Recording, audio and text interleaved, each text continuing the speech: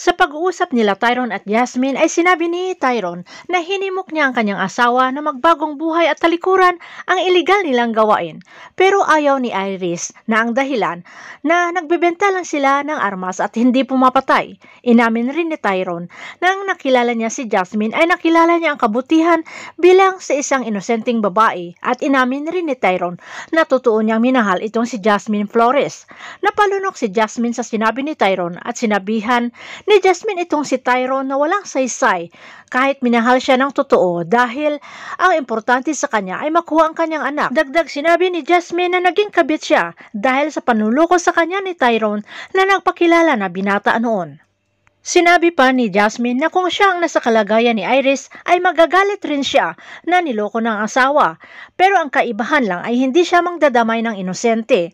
Nangako si Tyrone na itutuwid niya ang lahat at linisin ang pangalan ni Jasmine Flores na naging kabit ng dahil sa kanya at pilitin na ilabas si Iris sa gulo at hindi madamay.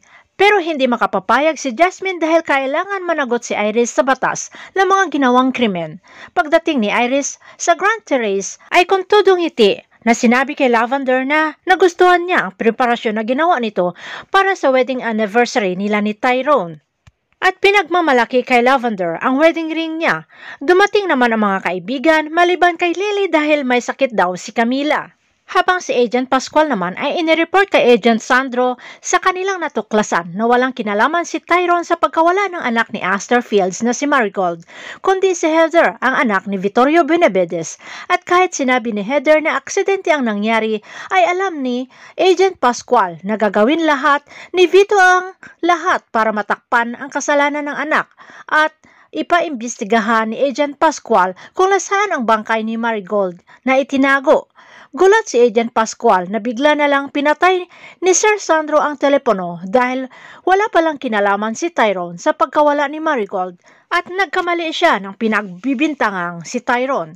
Pagkatapos mag-usap ay nangungulit naman si Dahlia kay Agent Pascual pero may ingay na narinig si Pascual at sa pag-iimbestiga ay pinatulog sila Tommy at Mang Berting at pati itong si Dahlia ay ganon rin nang inamoy ang naiwang likido. Dali-dali namang lumabas si Agent Pascual para sakluluhan sila Ma'am Aster at Mira na gustong kidnapin ng mga tauhan ni Vito at nakipagbarilan na rin si Agent Pascual pero hindi nakita ang kalaban sa likuran kaya nakatulog ito lang ng headbutt ng baril. Agad naman itinakas ng mga tauhan ni Vito sila Ma'am Aster at Mira para dalhin kina Vittorio Benavides na alam na ni Vito na si Aster ang naglagay ng bugging device sa bag ni Heather.